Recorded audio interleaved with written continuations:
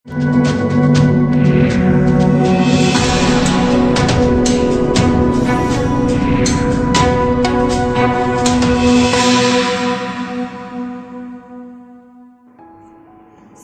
की ओर से प्याज निर्यात पर पाबंदी के बाद किसान सड़कों पर उतर आए हैं। देश में प्याज के सबसे बड़े उत्पादक राज्यों में से एक महाराष्ट्र की प्याज मंडी लासल गांव में किसानों ने सरकार के फैसले के खिलाफ सड़कों पर उतरकर प्रदर्शन किया।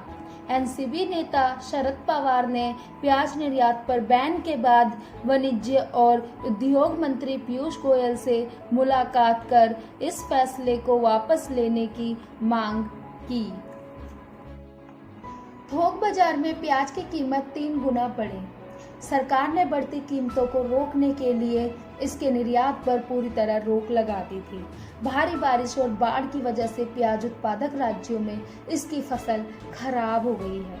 इससे थोक बाजार में प्याज के दाम में 3 गुना बढ़ोतरी हो गई है। बारिश और बाढ़ की वजह से प्याज की लगभग 40% फसल बर्बाद हो गई है। मुंबई में प्याज के दाम 35 रुपए किलो तक पहुंच गए हैं।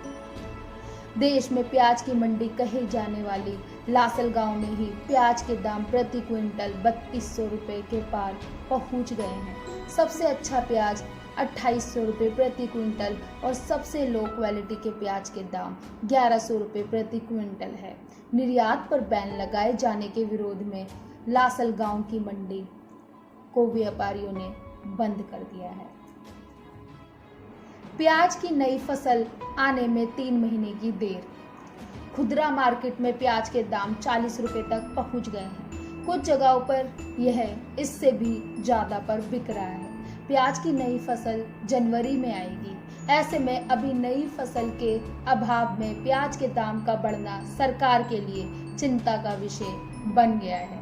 इससे असंतोष न पैदा हो, इसीलिए सरकार ने प्याज के निर्यात पर पाबंदी लगाने का फैसला किया है। ऐसे में तकरीबन 3 महीने का वक्त है नई फसल के आने। इस दौरान देश में ज्यादातर प्याज की सप्लाई कर्नाटक के कुछ हिस्सों और बेंगलुरु से होती थी, लेकिन इस बार उस इलाके में बारिश होने के कारण प्याज की फसल खराब हो गई है।